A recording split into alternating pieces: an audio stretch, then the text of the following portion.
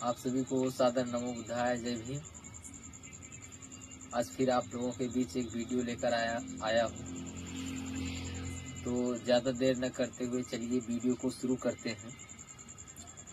बुद्ध विनाश लीला।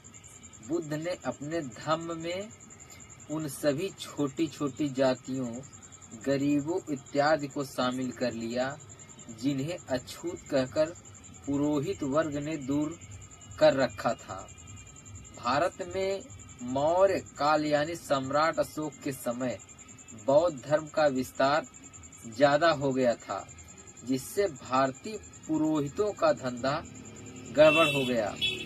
पुष्यमित्र शुंग 185-149 ईसा पूर्व, जब ब्राह्मण सेनापति पुष्यमित्र शुंग ने अपने राजा बृहदत्त मौर्य 185 ईसा पूर्व की हत्या कर दी और स्वयं शासक बन गया, तभी से ब्राह्मण धर्म को बढ़ावा मिलने लगा।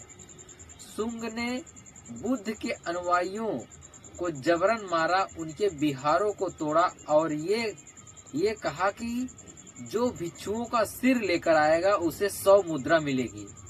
इस तरह से उसने बौद्ध धर्म का विनाश कराया और पूरे भारत में ब्राह्मण वर्चस्व वाले सनातन धर्म को स्थापित कराया। और इसी समय में मनुस्मृति की भी रचना की गई। बचे खुचे बौद्धों को साकेत नगर में राजा मिहिर कुल, जो शैव मत का समर्थक था, ने नरसंहार कराकर मरवा दिया और उसका नाम अयोध्या रख दिया। और कुछ का शंकराचार्यों ने सफाया करवाया।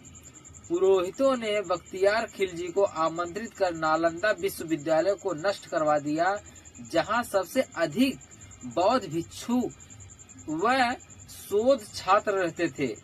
इस विश्वविद्यालय में पढ़ने चीनी यात्री हेन सांग भी आया था, जिसने अपने यात्रा वृत्तांत में विस्तार से इस विश्वविद्यालय और साकेत नगर में स्थापित बौद्ध मठों की चर्चा की है।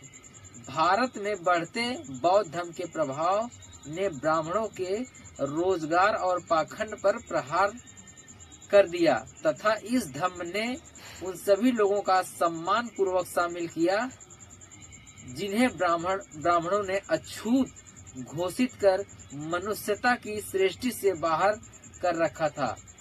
इसलिए ब्राह्मणों ने कुचक्र रचकर धीरे धीरे बौद्ध धर्म को भारत से गायब कर दिया। जिस धरती से इसका उद्भव हुआ था वहीं पर ये शिथिल हो गया, जबकि श्रीलंका, वर्मा, चीन, Tibet, Japan, Laos, Korea, Thailand इत्यादि एशिया देशों में यह छा गया है। और उसके बाद नेक्स्ट जो मैं बताने जा रहा हूँ वो है सम्यकवाणी, जीवन जीने का नजरिया। एक समय की बात है जो मैं आपको बताना चाहता हूँ, जो मैंने सुनी है या मैंने पढ़ी है।